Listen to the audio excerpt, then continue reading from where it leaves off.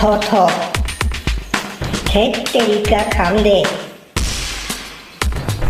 dining টেবুলৰ ওপৰতে থুই দে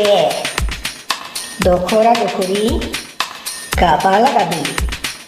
তেল থকা থুলথুল মাংস গাহৰি যিমানে পাৰোঁ চবাম নহ'লে গকলা গকলি গিলিকে থ থুই দে থ ধেত তেৰিকা খাম দে